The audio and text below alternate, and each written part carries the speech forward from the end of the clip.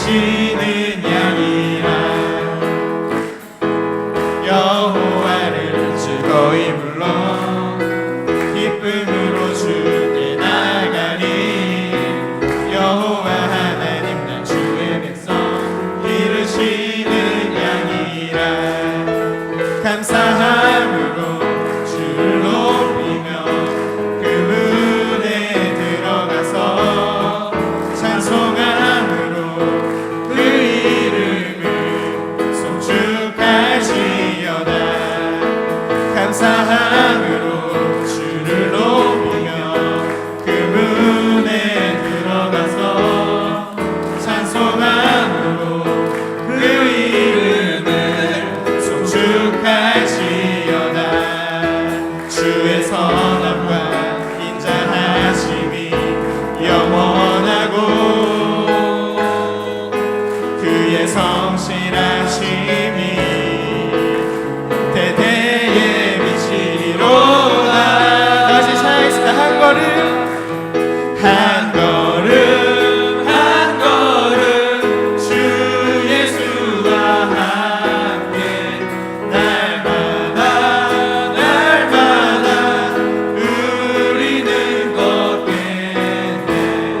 한 걸음 한 걸음 주 예수와 함께 날마다 날마다 우리는 걷겠네.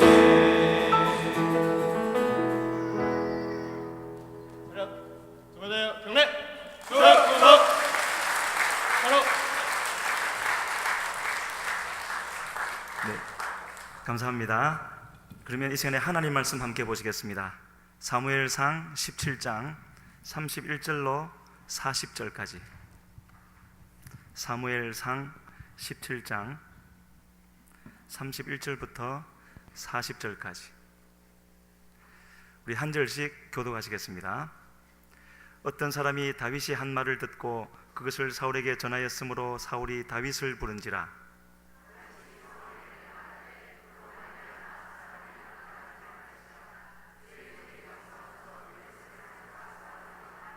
사울이 다윗에게 이르되 네가 가서 저 블레셋 사람과 싸울 수 없으리니 너는 소년이요 그는 어려서부터 용사임이니라.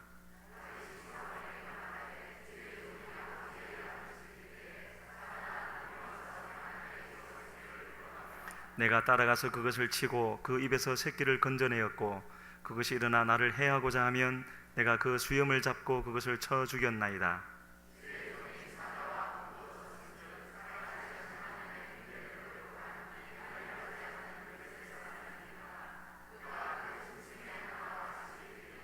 또 다윗이 이르되 여호와께서 나를 사자의 발톱과 곰의 발톱에서 건져내셨은즉 나를 이 블레셋 사람의 손에서도 건져내시리이다. 사울이 다윗에게 이르되 가라 여호와께서 너와 함께 계시기를 원하노라.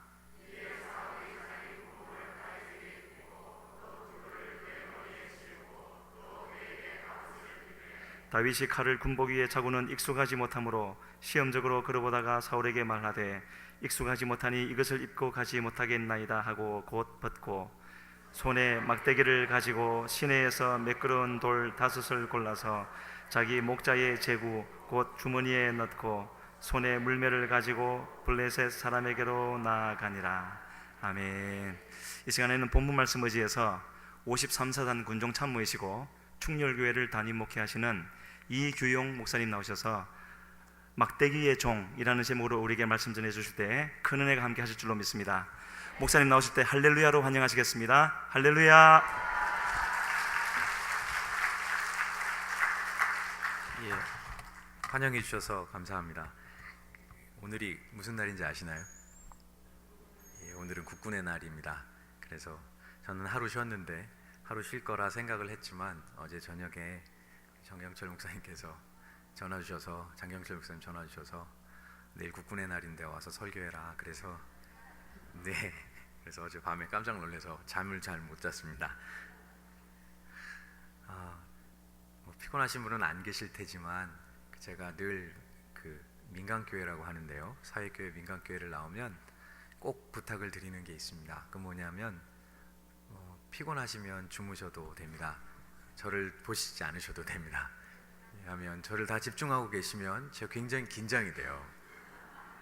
지금 여기 우리 매일순복음교회는 제가 더 긴장되는 게 여기도 제 얼굴이 보이고요, 저기도 제 얼굴이 보입니다. 이 아주 민망한 상황. 예, 제 소개를 먼저 하겠습니다. 저는 03년에 군종 목사 61기로 임관을 했고요. 제가 61기이고 우리 이은택 목사님께서 44기입니다. 예, 그거 아시나요? 하나님 다음으로 높으신 분이 선배 목사님이시라는. 44기라고 말씀하셨을 때 저는 깜짝 놀랐습니다. 왜냐하면 지금 44기는 군종 목사로선 가장 제일 선임자, 최선임자이기 때문에 목사님께서 오라 하면 예 선배님, 가라 하면 예 선배님 해야 되는 입장이어서 늘 그렇게 목사님을 섬기고 또 말씀을 듣고 있습니다. 저는 개인적으로 03년에 임관을 해서 지금 12년째 군종 목사로서 군사역을 감당하고 있습니다. 부족하지만 늘 항상 도움의 손길이 있었고, 제가 말하는 말투를 보시면 아시겠지만 저는 부산이 처음입니다. 한 번도 와본 적이 없었고, 한 번 밤에 장례식 때 와보고 그 이후로는 부산 사람들을 집단으로 만나본 적이 별로 없습니다. 그래서 때로는 쓰는 말투가 잘 이해가 안 가서 저희 군종병 형제가 남쪽 지방 형제라서 간혹 대묻곤 합니다. 뭐 요즘에 버스 광고판도 사투리를 쓰는 것 같아서 무 먹었나 그래서 뭘 먹었다는 거, 무를 왜 먹지? 그래서 나중에 한참 생각했던 기억도 있습니다. 저에게는 가족 소개를 하면 저 뒤에 앉아 있는데 저희들은 자녀가 4명입니다. 그래서 큰아이가 신도초등학교 1학년이고 그리고 둘째, 셋째, 넷째가 모두 다 딸입니다. 큰아들 이어서 원스트라이크 쓰리볼이라고 하던데 요즘 바뀌어서 쓰리스트라이크 원볼이라고 하기도 한답니다. 아무튼 그렇게 내 자녀를 우리 성도님들과 같이 잘 양육하고 있습니다. 혹시 여기 충렬교회 어디 있는지 잘 모르신다면 우리 매일순복음교회에서 아마 보이는 것 같아요. 제가 새벽기도 끝나고 잠깐 제 방에서 커튼을 젖히면 제일 잘 보이는 교회가 해운대 매일순복음교회가 제일 잘 보입니다. 그래서 부대 안에 하얀 십자가로 바꿔놨는데 하얀 십자가가 보이면 그게 충렬교회구나 생각하시고 위에서 기도해 주시면 좋을 것 같습니다.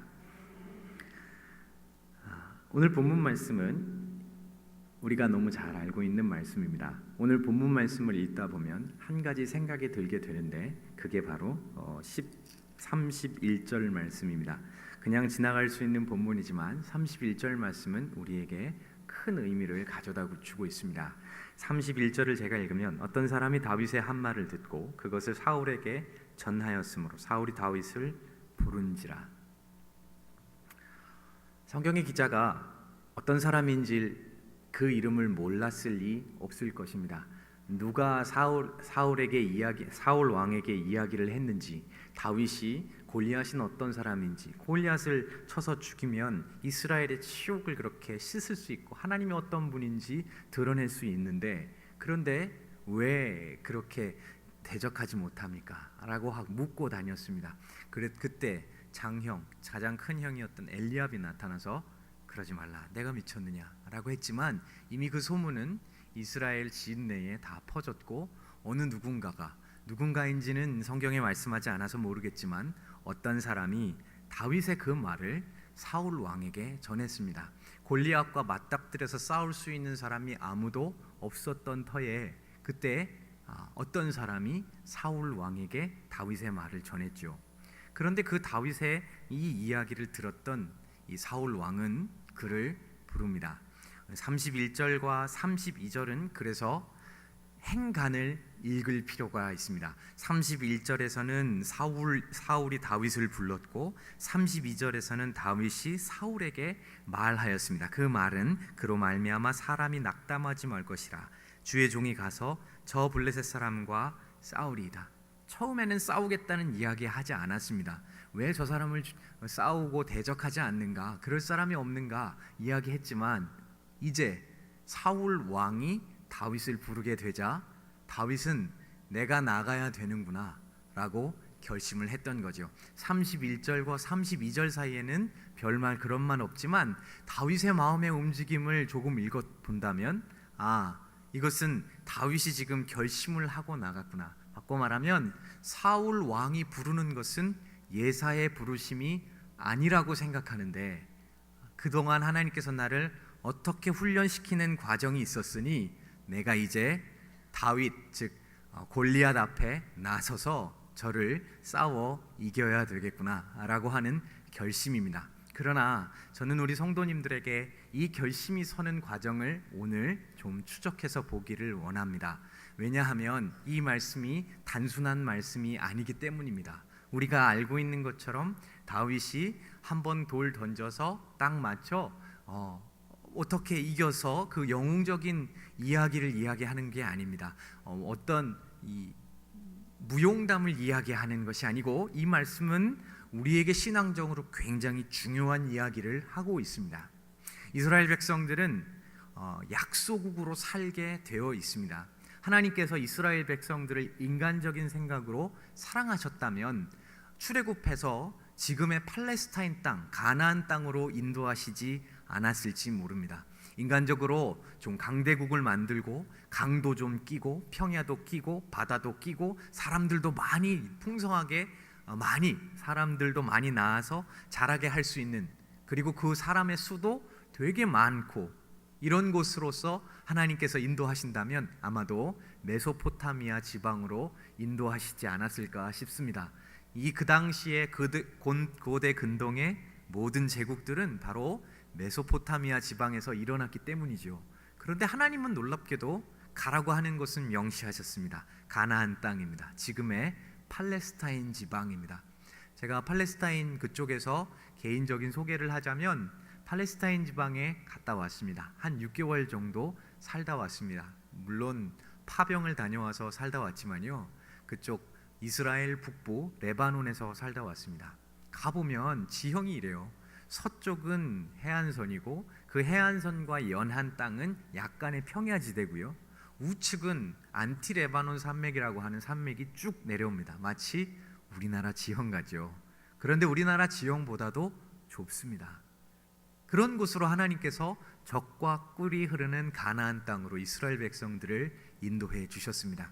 태생적으로 이스라엘 백성들은 제국으로 자라날 수 있는 위치, 지리적인 위치가 아니었다는 거죠. 사람들이 많이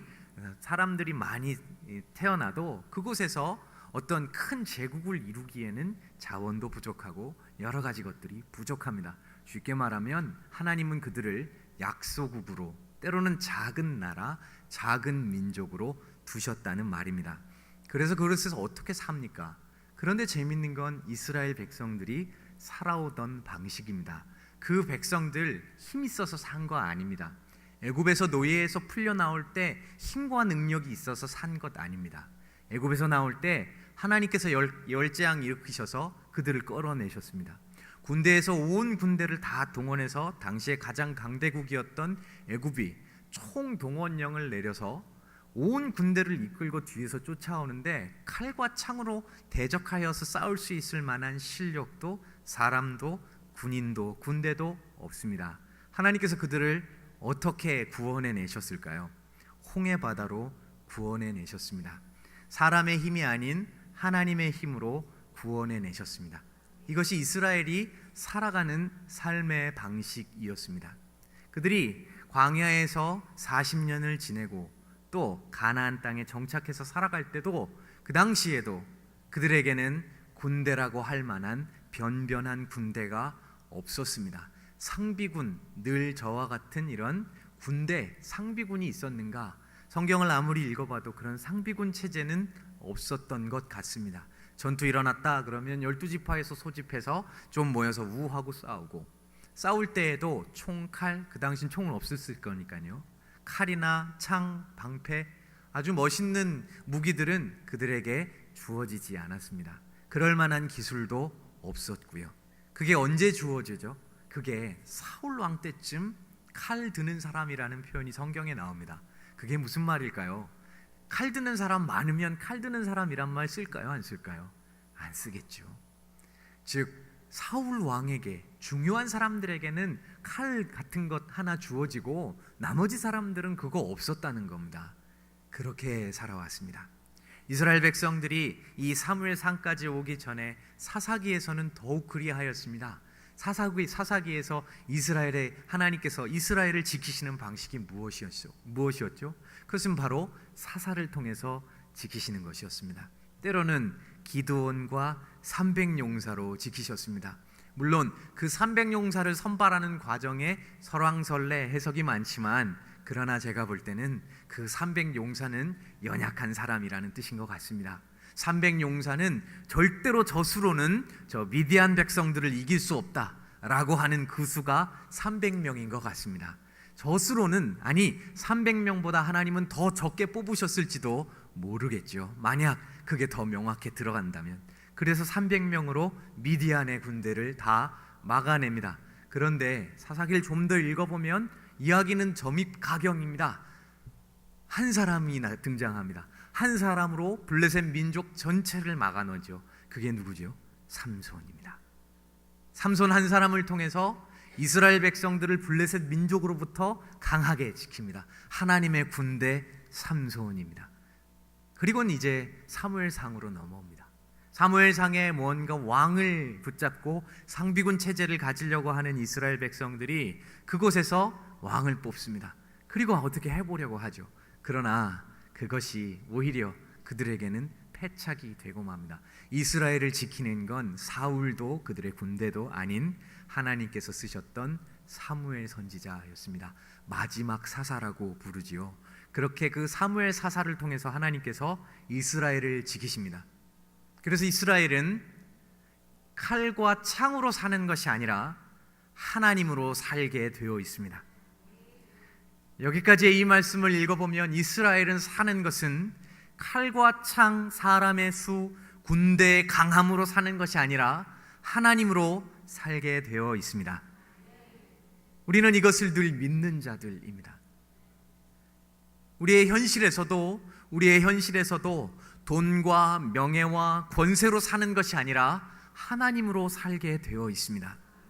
하나님께서 먹이시면 먹고, 하나님께서 좀 덜 주시면 먹지 않으면 됩니다. 하나님께서 높이시면 그곳에서 겸손해야 하고, 하나님께서 낮추시면 낮추는 곳에서 비천함에 처할 줄도 알아야 되는 거겠죠. 이게 바로 하나님께서 우리를 살려내 가시는 일입니다. 그것을 통해서 하나님은 하나님 되심을 우리의 삶을 통해서 드러내십니다. 그런데 오늘 본문 말씀에 다윗이 바로 그런 신앙 내용을 품고 있었습니다.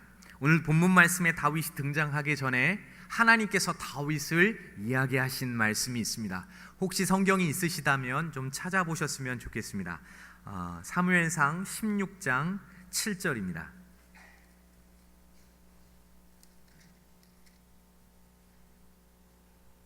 제가 읽겠습니다. 여호와께서 사무엘에게 이르시되 그의 용모와 키를 보지 말라.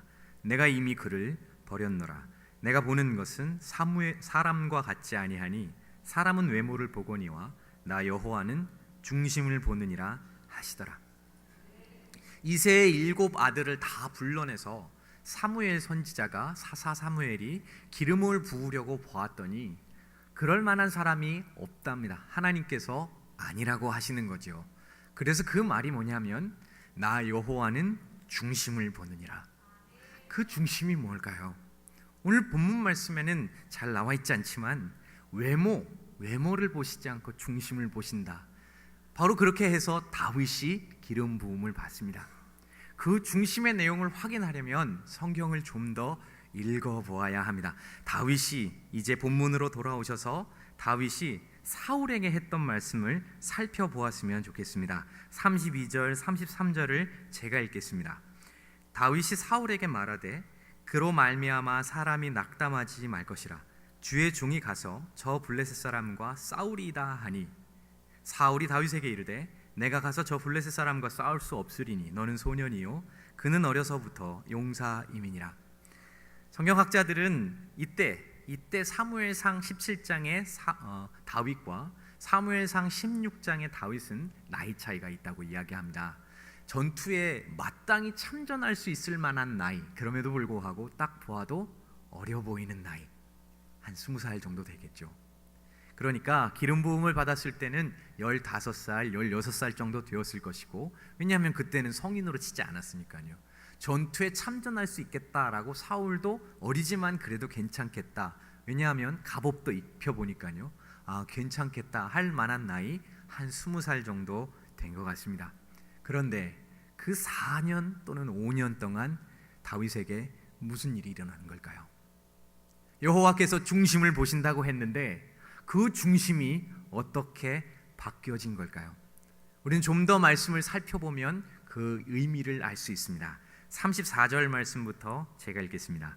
다윗이 사울에게 말하되 주의 종이 아버지의 양을 지킬 때에 사자나 곰이 와서 양떼에서 새끼를 물어가면 내가 따라가서 그것을 치고 그 입에서 새끼를 건져내었고 그것을 일어나 나를 해하고자 하면 내가 그 수염을 잡고 그것을 쳐 죽였나이다. 여러분 34절 35절 읽으시면서 이상하다는 생각 안 드셨습니까? 한번 읽어보세요. 정말 이상한 말씀이에요. 양을 치는 양치기가 사자가 양새끼를 물어갔습니다. 양의 새끼를 물어갔어요. 그럼 그걸 쫓아갑니까? 아니면 어떻게 하나 다른 양들 단돌이 시킵니까? 전자인가요? 후자인가요? 후자죠. 쫓아가면 안 되는 거예요. 제정신이라면 쫓아가면 안 되는 겁니다. 그런데 제정신은 제정신인데 그 마음속에 뭔가 느끼는 바가 있습니다. 이것을 굳이 사울 왕 앞에서 자기의 자랑은 아니지만 이야기하는 다윗이라면 이것은 다윗에게 있어서 큰 신앙적인 경험을 말하는 것입니다. 굳이 이야기하지 않아도 되는 내용인데 사울 왕 앞에서 내가 양의 새끼를 곰이나 사자가 물고 도망가면 내가 쫓아가서 그것을 치고 다시 그것을 가져왔다는 거죠. 놀랍지 않습니까? 이럴 때 신앙인은 한 가지 반드시 하는 작업이 있습니다. 그게 뭘까요? 하나님 앞에 기도하는 것입니다. 하나님, 내 것을 빼앗겼습니다. 내 것이 지금 양의 새끼가 내가 목동으로서 지켜야 하는데 사자가 와서 물고 가버렸습니다. 하나님 도와주십시오. 하나님 이끌어 주십시오. 심지어는 가야 할까요? 말아야 할까요? 하나님 앞에서 참으로 민감한 사람이라는 것입니다. 그 4년 5년 동안 하나님은 이 다윗에게 이 훈련을 시키십니다. 4년 5년 동안 하나님 앞에서 묻고 하나님으로부터 들으며 묻고 들으며 하는 그 일을, 즉 하나님 앞에 참되게 민감하게 만드는 그 일을, 그 자리로 하나님께서 다윗을 이끌어 가십니다. 이것이 지금 다윗이 감히 내가 저 블레셋 사람 앞에 나아가겠습니다 라고 말하는 이유겠지요. 자, 우리 36절 37절의 말씀을 같이 한번 읽어볼까요? 36, 37절 같이 읽겠습니다. 시작. 주의 종이 사자와 곰도 쳤은즉 살아계시는 하나님의 군대를 모욕한 이 헬레받지 않은 블레셋 사람이리이까 그가 그 짐승의 하나와 같이 되리라. 또 다윗이 이르되 여호와께서 나를 사자의 발톱과 곰의 발톱에서 건져내셨은즉 나를 블레셋 사람의 손에서도 건져내시리이다.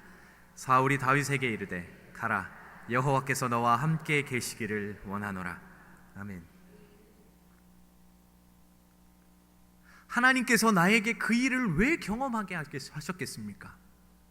그때는 그냥 하나님께서 이 큰 위기를 구원해 주신 것만도 감사하다, 그리고 그 양의 새끼를 다시 데리고 온 것만도 감사하다 여겼을 텐데, 사자와 곰 이렇게 이야기한 것을 보면 한두 번이 아니었던 모양입니다. 그 일을 참 많이도 겪게 하신 이유가 무엇이겠습니까? 4년 전 5년 전에는 알지 못하던 그 내용을 이제서야 하나님께서 이 일 때문에 나를 그 일로 겪게 만드셨구나, 하나님께서 이 사건 때문에 나를 그렇게 연단하시고 훈련시키셨구나. 그것이 그때는 두려움이요 무서움이며 하나님께서 지켜주신다는 강한 확신은 있었지만 그때는 훈련이라 생각하지만 이제는 하나님 앞에서 저 블레셋 사람을, 저 대적을 치고 이길 수 있는 하나님의 은혜였구나, 그것을 알게 된다 이 말입니다. 이게 막대기 종입니다. 막대기는 다듬어야 합니다. 막대기는 깎아야 합니다. 다듬고 깎아 하나님께서 그것을 사용하실 때 좋은 것입니다. 오늘 본문 말씀에 막대기라는 것이 나오는데요, 이 막대기는 포도나무 막대기라고 이야기를 합니다. 포도나무 막대기 보셨습니까? 올곧게 뻗은 게 별로 없습니다. 그런데 그걸 가지고 하나님께서 연단을 하셨던 거죠. 그리고 그 다윗이 블레셋 사람인 골리앗 앞에 나서게 됩니다. 자, 이제 38절 사울이 어떻게 하는지 같이 볼까요? 38절 같이 읽겠습니다. 시작. 예.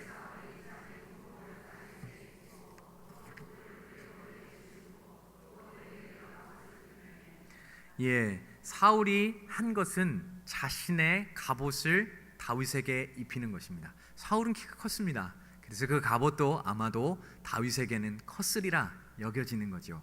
그것을 입혀보니 익숙하지가 않습니다. 어리다는 말보다요, 익숙하지 않은 게 훨씬 더 어울리는 표현인 것 같습니다. 자, 익숙하지 않은 다윗이 그것을 입지 않죠. 그리고 나갑니다. 39절 같이 읽어볼까요? 시작.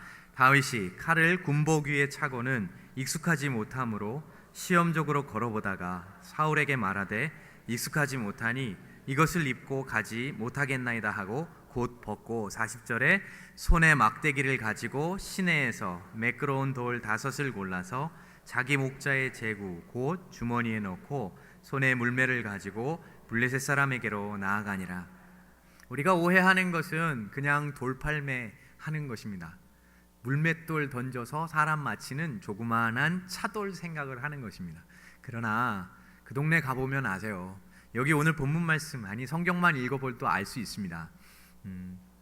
성경에 보면 베냐민 족속과 이스라엘 백성들이 싸울 때 그때 등장하는 부대가 하나 있습니다. 그 부대가 바로 이 돌맷돌 부대입니다. 이 던지는 이거죠. 둘레가 30cm입니다. 둘레가 30cm면 제 주먹보다 큽니다. 돌이. 그거 맞으면 아프겠죠. 아프면 큰일 나죠. 이게 맞으면 죽는 거예요. 무게가 2kg 정도 된답니다. 그거는 빙빙 돌려서 던져서 맞으면 스쳐도 사망인 거죠. 제대로 맞으면 물론 그렇게 되겠고. 그게 부대가 있었습니다. 그래서 당시에 그 동네 근동지방은 그런 부대를 운용을 했습니다. 돌팔매 부대라고 해서요, 그걸 운용을 했습니다. 집단으로 던지면 그 중에 하나 맞으면 이기는 거니까 그렇게 운용을 했죠. 다윗은 그런 일을 한 사람입니다. 그 일을 아주 능수능란하게 다루었던 사람입니다. 그런데 제가 우리 성도님들과 이 내용을 통해서 교훈받기를 원하는 건 다윗의 뛰어남이 아닙니다. 다윗을 통해서 하나님께서 어떤 내용을 증거하시는가입니다. 우리 말씀을 좀 더 찾아봤으면 좋겠습니다. 제가 군정 목사 와서 자꾸 말씀을 읽을 줄은 꿈에도 모르신 거 아닙니까? 예, 말씀을 좀 같이 읽었으면 좋겠는데요. 45절, 46절을 같이 읽어볼까요? 45절, 46절. 예, 같이 읽겠습니다. 시작. 다윗이 블레셋 사람에게 이르되 너는 칼과 창과 단창으로 내게 나아오거니와 나는 만군의 여호와의 이름으로 곧 내가 모욕하는 이스라엘 군대의 하나님의 이름으로 내게 나아가노라. 오늘 여호와께서 너를 내 손에 넘기시리니 내가 너를 쳐서 내 목을 베고 블레셋 군대의 시체를 오늘 공중의 새와 땅의 들짐승에 주어 온 땅으로 이스라엘의 하나님이 계신 줄 알게 하겠고. 아멘. 다윗이 블레셋 군대의 대표 골리앗 앞에서 했던 말입니다. 이 싸움의 의미를 밝힌 것입니다. 승리하는 데만 이 싸움의 의미가 있는 것이 아니라 이 싸움의 의미를 천명하며 나가는 거죠. 이 싸움의 의미는 이것이다. 이 싸움의 의미는 그래서 하나님께서 이길 수밖에 없게 하신다. 이 싸움의 의미는 이것이다. 그게 뭡니까? 그것은 바로 하나님께서 이스라엘에 계신다. 만군의 여호와, 하나님께서 이스라엘의 군대가 되신다, 그 말입니다. 너는 칼과 창으로 내게 나아오거니와 나는 내게 있는 하나님으로 내게 나아간다 하는 것입니다. 여러분, 우리의 생애에 있는 전투와 같은, 전쟁과 같은 현실은 결국 내게 있는 하나님으로 나아가게 하시는 하나님의 거룩한 기회인 것입니다. 그 기회를 복되게 받는 성도들 되시기를 바랍니다. 내게 있는 어려움도 사실은 하나님께서 우리에게 주시는 연단의 과정이요, 하나님으로만 인하여서 살 수 있는 아주 복된 기회인 것입니다. 그 기회를 선용하는 우리 해운대 매일 순복음교회 성도들 되시기를 바랍니다. 두 번째는 47절의 말씀입니다. 47절 같이 읽어볼까요? 시작. 또 여호와의 구원하심이 전쟁은 여호와께 속한 것인즉 그가 너희를 우리 손에 넘기시리라. 아멘. 이것을 골리앗과 블레셋만 들은 게 아닙니다. 누구도 들었죠? 이스라엘도 들었습니다. 골리앗과 블레셋에게는 천명했지만 뒤에 이스라엘은 듣지 않은 것 아니고 뒤에 이스라엘도 그 내용을 같이 듣고 있습니다. 이스라엘 백성들도 이 내용을 듣고 있는 거죠.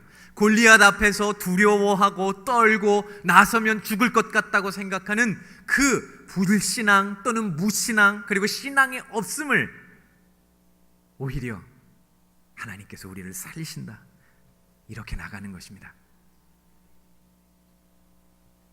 여호와의 구원하심이 칼과 창에 있지 않다는 것입니다. 백성들아 들어라, 여호와의 구원하심은 칼과 창, 군대의 많음, 칼의 뛰어남, 창의 단단함에 있는 것이 아니라 여호와께 있다. 부강한 나라가 승리한 것 같고 수가 많은 군대가 승리하는 것 같지만, 그러나 여호와께서 친히 다스리고 계시는 하나님의 백성은 부강하지 않아도 이기는 것이며, 또 하나님께서 지키시면 그 파수꾼의 경성함이 하나님께서 지키셔야만 지켜지는 것을 알게 되는 것입니다. 그리고 47절에 천명한 내용이 또 있습니다. 47절 중반절부터 제가 읽으면 전쟁은 여호와께 속한 것인즉 그가 너희를 우리 손에 넘기시리라. 전쟁이 누구에게 속했다고요? 하나님께. 저는 제가 군복을 입고 있는 것에 대해서 바꿔 말하면 하나님의 손길이라 생각합니다. 물론 제가 군목이 되고 군인이 되고 목회를 할 그런 것도 하나님의 손길이지만, 군인이 있다는 것 자체는 우리나라의 하나님의 섭리요 손길인 것입니다. 6.25 때 우리나라가 어떻게 지켜졌습니까? 여러분 다 아시죠? 도저히 일어날 수 없는 유엔군이 우리나라에 참전하게 된 계기를 아시죠? 그 계기가 어디서부터 시작됐다고 생각하십니까? 저는 감히 기도에서부터 시작됐다고 생각합니다. 감히 하나님 앞에 엎드려서 주님, 우리나라가 어떻게 합니까? 우리 민족을 어떻게 하시렵니까? 우리를 구원해 주십시오. 칼과 창의 구원함이 있는 것이 아니라 하나님이 우리를 구원하시는 것이니 우리를 구원해 주십시오. 그렇게 된 것입니다. 요즘에 군대 생활하는 형제들이 잘 몰라요. 그냥 2년만 잘 버티면 되겠지라고 올 때가 있습니다. 그러나 제가 레바논에 가보니까요, 이게 군대가 없고 힘이 없는 민족이 이렇게 비참하구나. 이스라엘에서 침공을 했는데 8시간 만에 수도 베이루트가 무너졌습니다. 제가 그것을 보면서 이건 우리나라보다 더 심하구나. 공군이 헬리콥터 한 대인가 그래요. 없습니다. 그 나라 사정을 보면서 마치 우리나라 6.25 때도 그리했겠구나. 우리나라 군인 선배들이 얼마나 헌신을 했는지, 몸 바쳐서 헌신을 했는지 알겠다 싶습니다. 저와 같은 군종 목사는 군에 기독교가 우리 군종 목사 파송하겠습니다 해서 들어간 게 아닙니다. 6.25 때 미군 카투사 병사가 이승만 대통령께 편지를 씁니다. 미군들 보니까 군목제도라는 게 있는데 그거 참 좋습니다. 그 군목제도를 통해서 목사님들이 와서 기도도 해주고 두려움에 따른 병사들 안정도 찾아주니 우리나라도 좀 그렇게 했으면 좋겠습니다. 그래서 신앙의 철판으로 무장되게 해주십시오. 그렇게 편지를 이승만 대통령께 띄웠습니다. 그래서 그때부터 저와 같은 군종 목사 제도가 생긴 거죠. 저는 늘 그렇게 생각합니다. 전쟁은 여호와께 속한 것입니다. 전쟁은 하나님께 속한 까닭에 하나님이 원하시는 대로 됩니다. 내가 원하는 대로 가는 것이 아니라 하나님께서 원하시는 대로 됩니다. 그래서 주님께서 쓰시는 자리에 서 있어야겠습니다. 내가 원하는 자리에 하나님을 모셔드리는 것이 아니라 내가 이것을 하고 싶고 이것을 원하니까 하나님 오십시오, 이거 해주셔야 됩니다가 아니라 밤에 잠을 자지 않고 밥을 먹지 않으면서 굶어가면서 하나님, 내가 하나님이 원하는 자리에 서게 해주십시오. 하나님, 내가 하나님께서 원하시고 기뻐하시는 자리에 서게 해주십시오. 내가 그건 못한다면 나는 죽고 예수만 살게 해주십시오. 그렇게 되게 해주십시오. 하나님, 수백 걸음 수천 걸음 원치 않습니다. 내 눈이 너무나도 어두워서 한 걸음 디딜 수 있는 그곳만이라도 주님 보여주십시오. 그러면 가겠습니다. 주님께서 쓰시는 자리에 서 있기를 바랍니다. 목전의 일보를 보여주시면 그 길을 가겠습니다 하는 그 순종의 자리에 우리가 있어야 되겠습니다. 자기의 전부를 하나님 앞에 드린 일이 없이는 그 길을 가지 말아야 되겠습니다. 그리스도인은 하나님 앞에 자신의 전부를 드려야 올곧게 가는 것입니다. 10%만 다른 곳에 남겨놓아도 그것은 하나님 앞에 순종하는 것이 아닙니다. 전적인 순종입니다. 하나님께서 우리를 왜 이 땅에 태어나실 때 갓난아기의 모양으로 태어나게 하셨겠습니까? 아니, 핏덩이의 모양으로 태어나게 하셨겠습니까? 하나님께서 이 땅에서 왜 우리를 불러가실 때 아무것도 할 수 없는, 옴짝달싹 할 수 없는 그런 호흡만 붙어있는 자로 하나님께서 거두어 가시겠습니까? 그것은 바로 우리가 하나님 앞에 절대 의존하며 사는 존재라는 걸 알려주시기 위해서입니다. 평생을 살아도 마치 내 것인 양, 내 힘으로 하는 것인 양, 내 능력으로 하는 것인 양 산다면 그것은 참으로 어리석은 자입니다. 여러분, 우리는 절대 의존하는 성도입니다. 그것이 복입니다. 하나님께서 나에게 어려움을 주셔서 주님, 여기서도 내가 주님 붙잡을 수밖에 없습니다. 하나님께서 나에게 고난을 주셔서 하나님, 여기서도 내가 주님을 떠나지 않습니다. 이 고난 주셔도 욥처럼 나에게 다 가져가셔도 하나님, 나는 주님 떠나지 않으렵니다. 전적으로 주님을 신뢰하고 의지하는 우리 성도님들 되시기를 바랍니다. 이제 말씀을 맺겠습니다. 우리에게 문제는 하나님께서 내놓으라고 하시는 부르심인 줄 알아야겠습니다. 막대기의 종으로 살아가는 그 인생들이 되시기를 바랍니다. 하나님 앞에 전적으로 붙잡힌 인생, 하나님께 절대 의존하는 인생, 나의 것을 내 것이라 주장하지 아니하고 하나님의 것이라 올려드리며, 그럴 때에도 하나님이 함께 하시는 것, 그것 하나 때문에 기쁨과 즐거움을 누리는 그 인생이 되시기를 바랍니다. 나에게 있는 자녀들이 떠나가도 내 하나님 한 분만으로 인하여서 만족하시길 바랍니다. 나에게 있는 재물을 다 내어놓아도 하나님 한 분만으로 만족하시기를 바랍니다. 나에게 있는 건강함을 하나님께서 거두어 가셔도 내 안에 하나님 계시기 때문에 그것으로 만족하는 우리 성도들 되시길 바랍니다. 기도하겠습니다.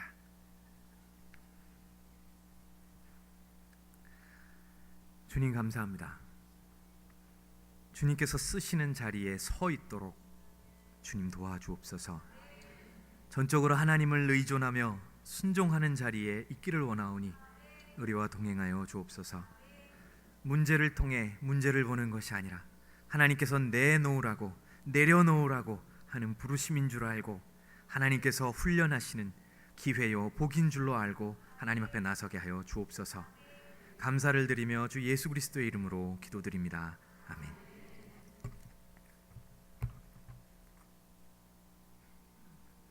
할렐루야, 감사합니다.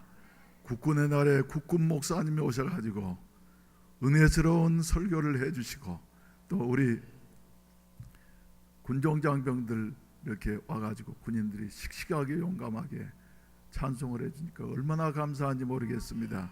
박수를 한번 하십시다. 예. 우리나라 군대가 이렇게 든든합니다.